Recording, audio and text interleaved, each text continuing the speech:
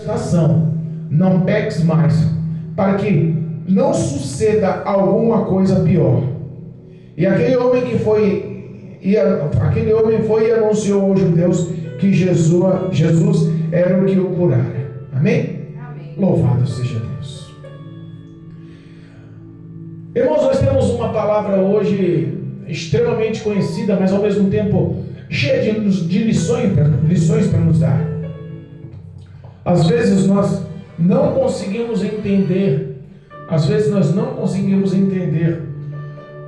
mas a graça do Senhor está sobre as nossas vidas a cada segundo. Os olhos do Senhor nos acompanham a cada segundo. A Bíblia fala que existia todo ano uma festa em Jerusalém. Era a festa dos pães asmos, a festa da libertação do povo de Israel. Todos os anos, no começo mais ou menos de março, eles praticavam essa festa. E Jesus também, saindo de Cafarnaum, saindo da sua cidade onde morava, ele foi participar dessa festa. E quando ele entrou na festa, ele se deparou com uma grande multidão. Repara que um local festivo, um local de alegria, um local onde todos dançavam, cantavam, se alegravam. Mas a Bíblia fala que ele e seus discípulos, mas ele saiu da festa e os discípulos ficaram lá. Ele saiu de um local de alegria, de comunhão, alegria, o local de festa, porque o coração dele estava focado em abençoar, em ajudar, em curar, em levantar, em restaurar, em mudar a vida das pessoas. E não é diferente do dia de hoje. Jesus às vezes nos acompanha em todos os lugares que nós vamos, mas ele prefere estar no local onde há clamor, ele prefere estar no local onde há dor, necessidade, onde há súplica, onde há coração quebrantado. Aleluia. A Bíblia fala que Jesus deixou a festa e na saída de Jerusalém existe um grande curral, um grande celeiro onde fica guardadas as ovelhas no caminho de Damasco. Na saída de Damasco, de Jerusalém para Damasco, na saída ali na porta das ovelhas tinha um grande edifício, um grande prédio, um grande monumento, e aquele edifício era chamado Tanque de Betesda, o que significa Casa de Misericórdia. Aleluia. Aquele local era um prédio comum, era um edifício comum, era um local que já era aclamado por muitos como um local de dores, de lamentos, de más histórias. Era um prédio onde tinha 5 andares. Era um prédio onde havia 5 pavimentos, mas eu imagino que não devia ser um prédio pequeno, porque a Bíblia fala que ali havia uma grande multidão de pessoas. E no centro daquele prédio, eu imagino que no local térreo daquele prédio tinha uma grande piscina, um grande reservatório de água no centro, onde era visto de cima para baixo, devia ter uma clarabóia, onde todos os que estavam ali enfermos estavam ali esperando algo, estavam de olho nas águas, porque também tinha um dito entre eles, uma crença entre eles, uma fé nominativa entre eles, de tempos em tempos descia um anjo naquelas águas, agitavam as águas. E aquele que, depois que o anjo agitava as águas, descesse e mergulhasse naquelas águas, entrasse naquela piscina, entrasse naquele reservatório de água, era curado de toda e qualquer enfermidade que possuía. Este era a crença, esta era a filosofia, esta era a fé deles. A Bíblia fala que Jesus saiu da festa em Jerusalém, a festa tão famosa. Jesus já frequentava aquela festa desde criança. Lembra quando Jesus foi indagado pelos doutores da lei? Foi justamente numa festa dessa. A Bíblia fala que José e Maria foram levar ele para participar das festas, da festa da salvação do povo de Israel, a festa dos pães asmos. E lá ele ficou por 3 dias no templo, indagando e sendo indagado. E a Bíblia fala que ele ensinava os doutores da lei com 12 anos. Isso gera um mito, um rito que eles praticavam com as crianças de 12 anos. As crianças de 12 anos eram levadas aos templos para serem testadas sobre o conhecimento que elas tinham sobre a lei mosaica. É comum até os dias de hoje as pessoas lá em Jerusalém provarem as crianças com 12 anos se elas têm conhecimento, e a maioria das crianças tem a lei mosaica de cor, toda a Bíblia de cor. Então a gente entende que eles levam a sério esse rito religioso de estudo e conhecimento. E se esse rito fosse alcançado em nossas vidas com essa mesma intensidade, talvez seríamos pessoas melhores, talvez seríamos pessoas mais aprovadas aos olhos do Senhor. A Bíblia fala que no decorrer dos anos, nessas festas, Jesus vinha participando todos os anos dessas festas. O seu pai e a sua mãe, José e Maria, levavam como todos os amigos. Era uma festa comum, corriqueira, ao qual todos queriam ter o prazer de participar. Então, se Jesus começou o seu ministério com 30 anos, e aquele homem estava lá enfermo há 38 anos, no mínimo, Jesus já conhecia aquele homem de outros tempos, de outros anos.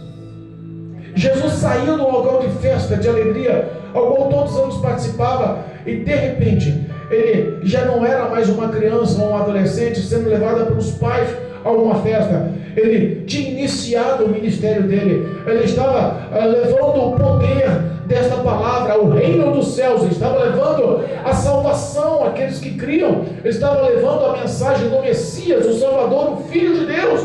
E ele tinha que levar o poder dessa palavra, e o poder através de sinais. Porque os sinais, a Bíblia nos ensina, que abriam a visão espiritual do povo. O povo esperava o Messias, e o Messias vinha através dos sinais dados por Deus. A Bíblia fala que naquele prédio, era um grande prédio, era um grande conjunto, e aquele prédio com 5 andares, tinha um monte de pessoas, uma grande multidão, e não eram pessoas comuns. Não era uma doença comum, não é uma doença como tem nos hospitais nos dias atuais. Hoje você passou mal, você vai para o hospital. Lá você é tratado, você é medicado. Houve uma infecção, uma doença, uma bactéria, um vírus, passou mal, houve um acidente, uma fratura, alguma coisa. Você é levado nos hospitais, você é tratado, e a tendência é você ser tratado e voltar para a tua casa. Essa é a base do hospital, cuidar de você e levar para você para casa. Mas repara que nesse local não era um local diferente dos dias de hoje. Porque os doentes que estavam aqui eram doentes incuráveis. E essa mesma fragilidade da medicina que estavam lá na época de Jesus acontece nos dias atuais. Olha os que estavam naquele alpendre, naquele prédio. A Bíblia fala que naquele prédio tinha uma multidão de cegos. A cegueira não tem cura até hoje. A pessoa perdeu a visão na época de Cristo, e na época atual, há 2023 anos atrás, os que eram cegos não tinham cura, e nos dias atuais é a mesma coisa. Ficou cego, é uma doença incurável. Há 2023 anos atrás, o que era coxo, paralítico, ou que está em cima de uma cadeira de roda, ou deitado numa cama paraplégico, ou tetraplégico, ou que está realmente sem condições de andar, que depende de uma cadeira de roda, ele vai depender de uma cadeira de roda. Não existe cura para algumas coisas. Eram doenças que, se naquela época, nos dias de hoje, são doenças terríveis, naquela época era pior, porque eles eram acumulados por fé e por parentes. Às vezes os parentes não tinham condições de cuidar e isolavam aquela pessoa ali dentro. Olha, você está cego, eu não posso fazer nada. Você está tetraplégico, você só vai ficar deitado nessa maca pelo resto da vida, não posso cuidar de você, não tenho recurso. Então levavam aquelas pessoas ali. Elas eram depositadas ali, e elas só ficavam ali porque elas sabiam que havia uma movimentação, algo sobrenatural que acontecia de certos tempos, que Deus provia a ação de um anjo vindo dos céus a movimentar, a agitar, a chacoalhar, a agitar aquelas águas. As águas daquela piscina eram o foco de visão de todos que estavam ali. O anseio, o desejo do coração de todos era ver aquelas águas agitadas. Eu imagino dia e noite a opressão dos que estavam ali, a dor dos que estavam ali. Eu imagino que o cenário não era bonito de ver. Eu imagino que uma pessoa que fosse visitar ali não saía dali alegre, saía dali entristecida, com o coração amargurado. Eu imagino que o ar de tristeza naquele local era um ar extremamente sombrio. E Jesus largou um ambiente festivo de alegria e entrou num prédio onde o local era de dor, onde o sentimento estava no olhar, onde as pessoas clamavam por socorro, e não era uma coisa qualquer, eram doenças incuráveis, eram pessoas que estavam sendo ali largadas e depositadas ao léu, sem esperança de cura. Eu imagino que o caminhar de Jesus sobre aquele lugar, eu imagino que sozinho ele andando por cada andar, ele subindo as escadarias e olhando no olhar de cada pessoa. Eu imagino quando ele se deparou com esse homem, que ele já conhecia há 38 anos. Eu imagino que o cenário visual daquele homem não era um dos melhores. Talvez ele encontrou a dor que comoveu o coração dele no olhar daquele homem. Ele encontrou uma visão que entristeceu o coração dele. Talvez ele olhou para aquele homem: rapaz, você continua aí, você ainda não foi curado. Eu imagino os pensamentos de Jesus. Eu imagino um homem que está há 38 anos numa maca, há 38 anos, o mau cheiro que não estava naquele ambiente, as dores que não percorriam naquele ambiente. Meu Deus. Deus lhe conhecia a intimidade daquele homem. Repara que no meio de toda aquela multidão, se Jesus começasse a fazer milagres, todo mundo queria ser curado, mas nem todo mundo move o coração de Deus. Porque tem pessoas que estão realmente passando por situações porque o próprio Deus permite.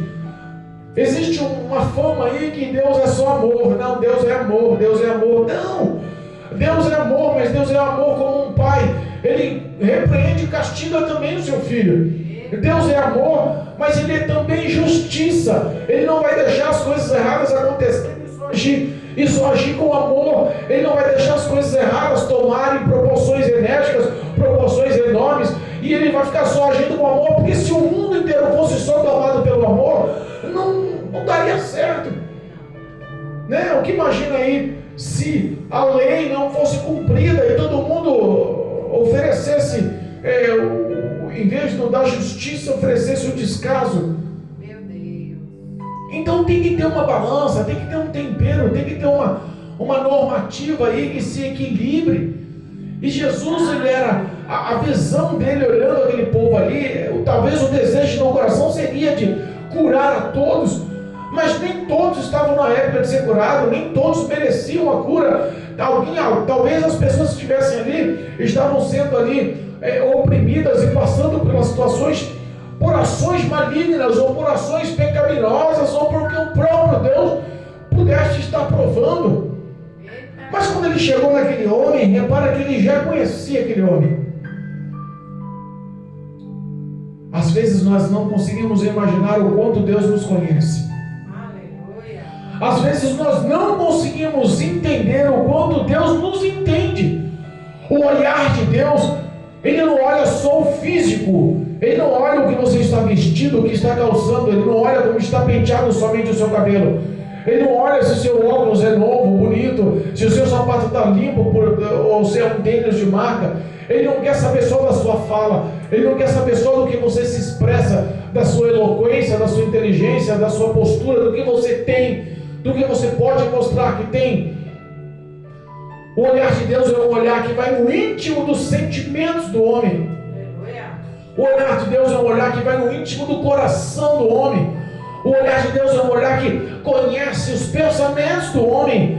E aquele homem estava numa situação de dor, e Deus, através de Jesus, olhou aquele homem, e a Bíblia fala que ele teve compaixão. Deus tem compaixão da vida de muitas pessoas que estão sofrendo, da vida de muitas pessoas que estão algemadas, aprisionadas em situações que parecem que não tem cura. Não dá para mudar. Sabe aquela filosofia daquele filme Gabriela? Eu nasci assim, vou morrer assim, vou viver assim, a minha vida vai terminar assim. A filosofia humana, pau que nasce torto, morre torto, é mentira. É uma mentira maligna. Pau que nasce torto não morre torto. Você nasceu assim, mas pode ser mudada. O homem não tem esse poder, mas existe o poder dos céus emanando de Deus através de Jesus Cristo, Senhor e Salvador, que pode mudar a vida do homem. Jesus, de frente àquele homem coxo, aleijado, naquela cama por 38 anos, eu imagino que a dor daquele homem devia estar sendo vista pelos olhos do Senhor, sendo sentida pelo coração do Senhor Jesus. Jesus olha para aquele homem e faz a pergunta mais incomum que poderia se fazer no ambiente daquele. Jesus olha para aquele homem e pergunta: queres ficar são? Queres ficar curado? Queres ficar sarado? Que pergunta! Num ambiente de dor, num ambiente que todos estão procurando as águas onde está para se mergulhar primeiro, para sair da lá de cabeça em pé, curado, sadio, para voltar à sua vida, à sua rotina, a ser feliz. Ali não era um ambiente de felicidade, ali não era um ambiente de estar completo, ali era um ambiente de dor, de faltas, ali era um ambiente isolado, ali era um ambiente ao qual as pessoas te colocavam para escanteio, ninguém queria saber ali, ou a pessoa estava sendo lançada em trevas. Meu Deus. Jesus pergunta o que todo mundo quer, a pergunta mais óbvia do mundo. Mas geralmente quando Jesus faz uma pergunta é porque ele tem poder para cumprir. Ele fez uma pergunta porque ele poderia dar a resposta. Ele fez a pergunta porque ele tinha poder para dar a resposta.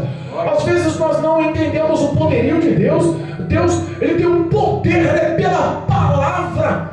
Jesus poderia só com os pensamentos tocar nele, sem palavra alguma falar vai ficar são. Mas Jesus decidiu perguntar. Repara, é o poder da palavra que muda a vida do homem. Glória a Deus. Aquele homem recebeu uma pergunta tão direta, Jesus esperava uma resposta direta: quero. Porque isso ocorreu em outras situações.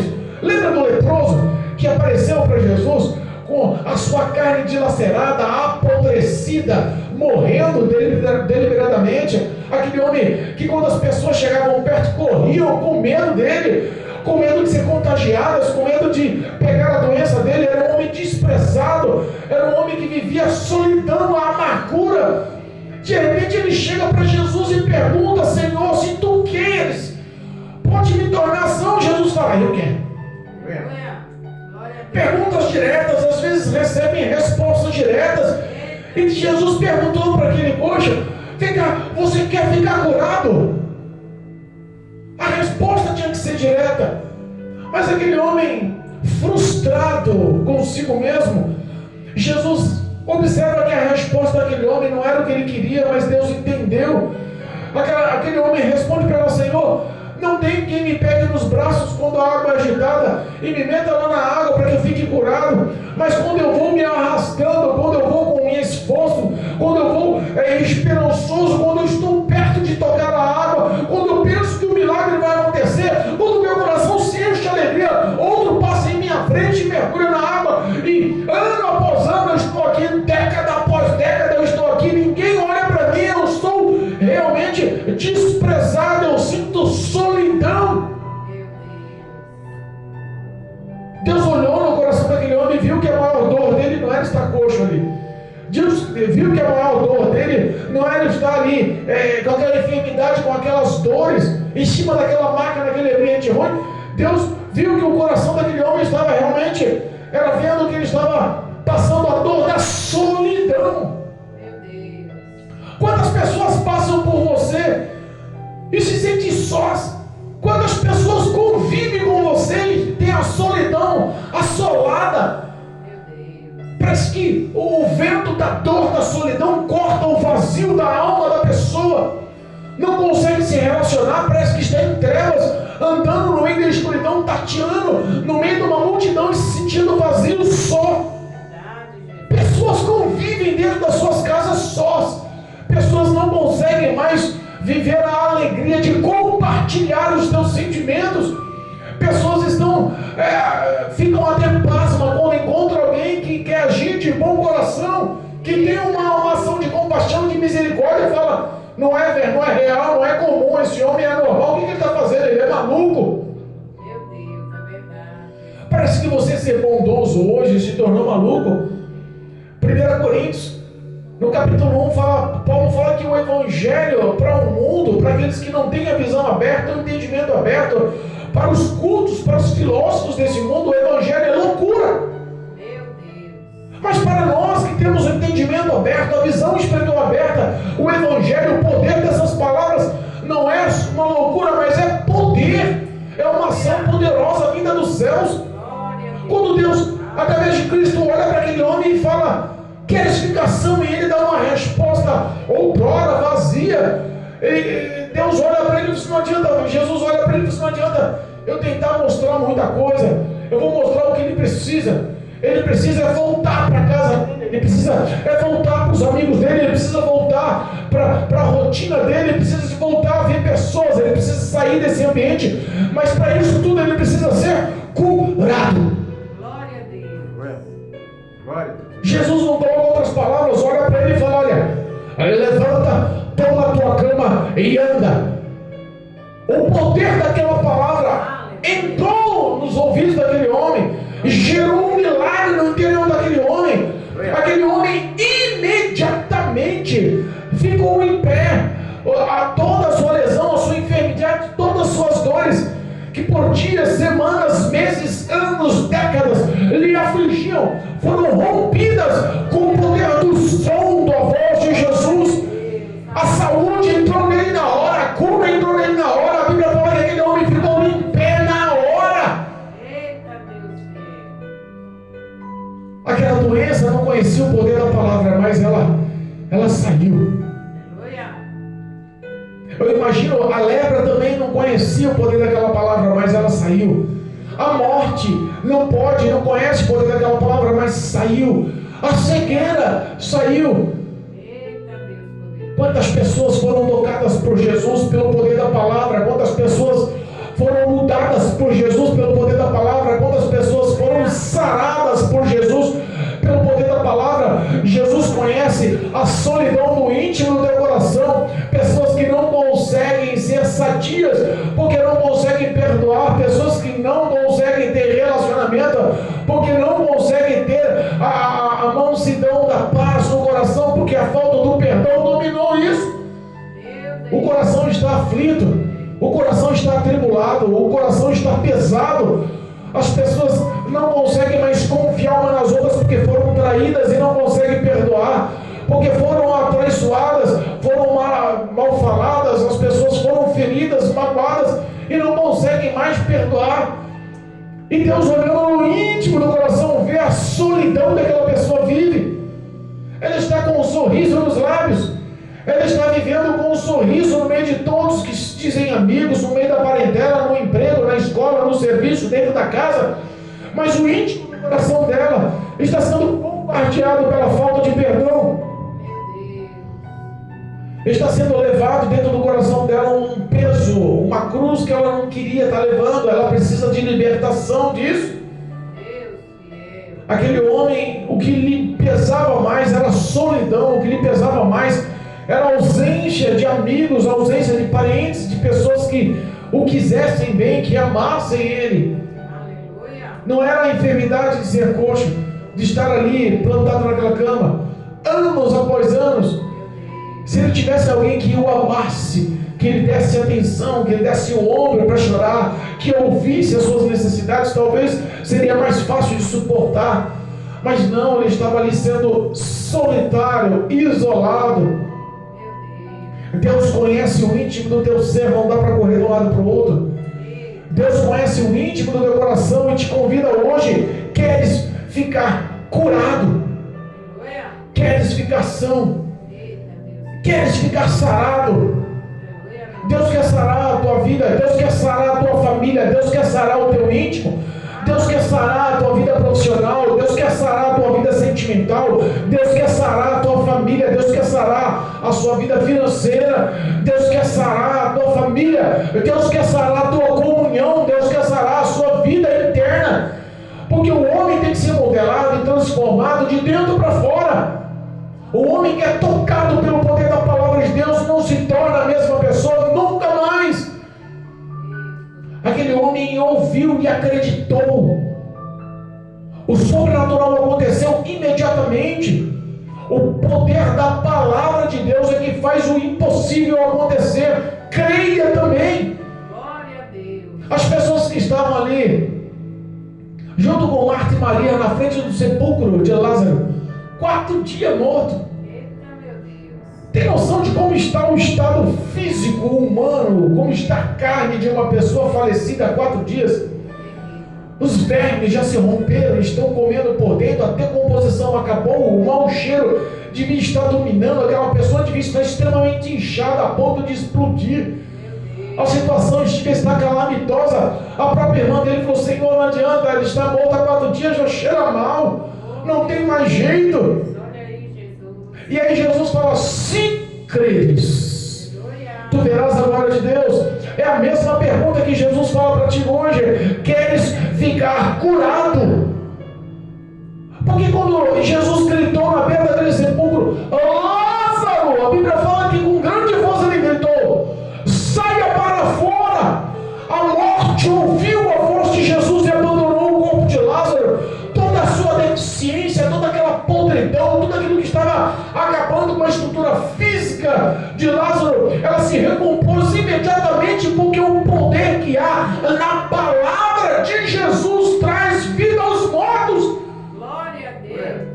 Eita Deus. Aquele homem estava morto espiritualmente, aquele homem estava morto sentimentalmente, aquele homem estava morto em cima daquela maca há 38 anos, no local que vivia uma multidão de pessoas cegas, uma multidão de pessoas paralíticas, uma multidão de pessoas sem futuro, sem perspectiva, sem sonhos, uma multidão de pessoas isoladas, largadas, solitárias, abandonadas. Quantas pessoas estão vivendo aí como mortos-vivos? Meu Deus. Passam o dia trabalhando, mas quando chega em casa tem que ter a cerveja na mão, tem que ter a pinga na mão, porque senão não consegue dormir. Passa o dia trabalhando, mas quando chega em casa tem que tomar os remédios, porque não aguenta a dor, aquela dor não larga ela, a doença afetou ela, a doença entrou na vida dela, ela já não consegue se ver livre daquela doença. Meu Deus. Tem pessoas que já acostumaram com os males da vida. Porque quando você não tem costume, quando você não quer que aquilo faça parte da sua vida, a resposta é imediata: quer explicação? Quero, Senhor, me cura. Aleluia. Glória a Deus. Eita Deus. Quando Jesus perguntou para o cego de Jericó: o que tu queres que eu faça para ti? Senhor, que eu veja. A resposta foi direta. Ele não queria que aquilo fizesse parte da vida dele. Glória a Deus. Sabe que nos Estados Unidos, lá vem eu e minhas historinhas, né? Nos Estados Unidos existem prisões, presídios de grande nome, de grande fama, e o presídio de muito reconhecimento dos Estados Unidos é um presídio chamado Lompoc, lá no norte dos Estados Unidos. Aquele presídio tem pessoas encarceradas por prisão perpétua, e diz que de 20 em 20 anos, a cada 2 décadas, eles passam por uma espécie de reunião com os administradores do presídio, com os psicólogos do presídio. E a pergunta lhe é dada: você se sente apto ou capaz para voltar a viver na sociedade? Eita Deus. A maioria das pessoas que respondem com ansiedade: não, eu estou bem, mudei, eu estou apto, eles acabam colocando ela novamente naquele presídio por mais 20 anos. 2 décadas, depois de duas décadas, 20 anos depois, eles se reúnem com aquela mesma pessoa e fazem a mesma pergunta. Quando eles veem que o brilho do olhar da pessoa, depois de 20, 40, 60, 80 anos condenado a uma prisão perpétua, quando o brilho do olhar da pessoa já não vê perspectiva nenhuma lá fora na população, na cidade, no convívio urbano, que a pessoa fala assim: tanto faz. Já perdeu o gosto pela vida, já está ali esperando a morte. Aí eles decidem libertar as pessoas. E a maioria das pessoas que são condenadas à prisão perpétua, depois de 40, 60 anos, 80 anos convivendo no presídio, que são libertas, velhas, anciãs, sem condições nenhuma de sobreviver, quando saem do presídio, não reconhecem mais nada lá na civilização e acabam se suicidando. Porque o resumo da vida delas é a dor do presídio. O que para ela era o pior castigo se tornou comum. Ela não consegue viver mais sem aquele castigo, sem aquela penalidade. Tem pessoas que estão vivendo assim. Pastor, por que você está falando isso? Porque eu conheço pessoas que estão há anos dependendo de remédios. Porque a dor crônica já faz parte da vida dela. Ela já acostumou a viver com aquelas dores crônicas. Você quer ser curado? A resposta: Deus sabe, eu não sei, isso daqui não vai curar. Não, é assim mesmo. Fazer o quê? Minha mãe viveu assim, minha avó viveu assim, minha bisavó viveu assim, eu vou viver assim também. Não não tem jeito, fazer o quê? É coisa da família, da minha descendência. As pessoas já se habituaram às maldições, já não querem mais viver o sobrenatural de Deus, já não acreditam mais no poder da palavra de Deus. Pessoas que vivem aprisionadas nos vícios, pessoas que os pais foram drogados, os filhos hoje são drogados. Ah, não dá não, pastor, não tem jeito, eu até sei, eu até entendo que está errado, mas eu não consigo parar. Não acreditam mais na sua transformação, não acreditam mais na sua libertação. Pessoas que já perderam relacionamentos em cima de relacionamentos, procura felicidade com o marido, procura felicidade com a mulher. Ah, já tive 5, 6, 7, 8 casamentos e estou esperando o próximo, porque eu não fui feliz em nenhum deles. Vive uma maldição. E Jesus hoje olha para você e pergunta: queres ficar são? Se você quiser ficar são, existe poder na palavra de Deus. Se você quiser ficar são, existe poder no nome de Jesus. Se você quiser ficar são, a presença do Espírito de Deus, ela pode ir de encontro a você agora, por intermédio da sua fé. Cristo hoje pode curar os seus males, quebrar as maldições, pode te colocar em pé, pode lhe dar ordem para que você volte a viver uma vida sadia, feliz. Aquele homem levantou imediatamente com as palavras de Deus, pegou a sua cama e saiu daquele ambiente sombrio e de dor. E quando ele sai na rua, ele encontra uma cidade de festa, uma cidade cheia de pessoas, uma cidade cheia de alegria. Mas ele cruza com os sacerdotes, ele cruza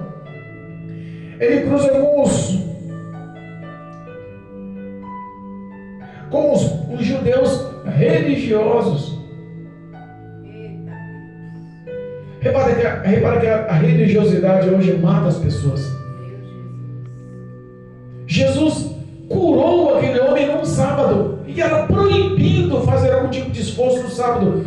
Os judeus até hoje guardam o sábado, não pode tomar nenhum tipo de ação, nenhum tipo de trabalho, nenhum tipo de... Sabe, o sábado para eles é sagrado. E aquele homem de repente cruza no meio daquele monte de povo, com a cama na mão. Os judeus olham para ele e falam: filho, é proibido você estar andando com essa cama, você sabe que é sábado. Aquele homem já não entendia mais o que era isso. 38 anos enclausurado no lugar, 38 anos sofrendo, 38 anos sem olhar para a população, sem entender quais eram os ritos, sem entender qual era a liturgia daquele sábado, daquele dia, daquela comemoração. Ele olha e dá a resposta que ele sabe. O homem que me curou disse: toma a tua cama e siga, e vá para a tua casa, levanta. Glória a Deus. E ele mesmo não sabia quem era o homem, porque Jesus, quando curou, viu que no mínimo podia ter chamado a atenção dos outros. Mas aqueles outros não podiam seguir Jesus, porque eram o quê? Cegos e coxos, aleijados, paralíticos. E Jesus saiu daquele lugar porque eu imagino a dor do coração de Cristo e não poder fazer o que fez para aquele homem para todos. Porque o prazer de Deus é amar.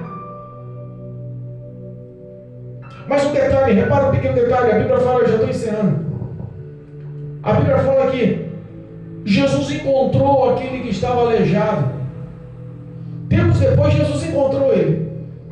E sabe onde ele estava? No templo, na igreja, agradecendo, louvando, engrandecendo, bendizendo.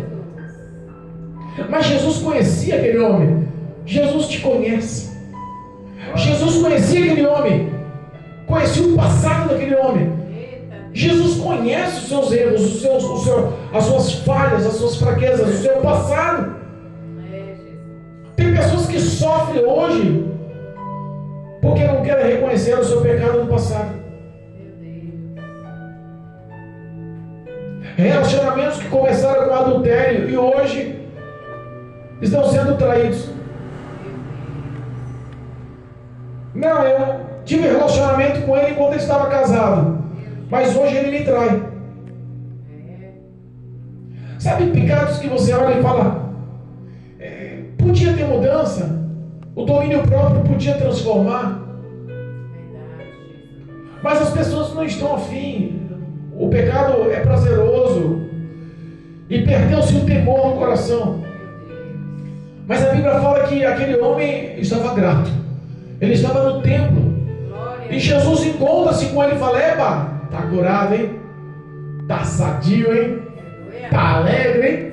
Eita. Tá são. Tô vendo que você está são. Olha aí, Jesus. E Jesus lhe dá uma repreensão.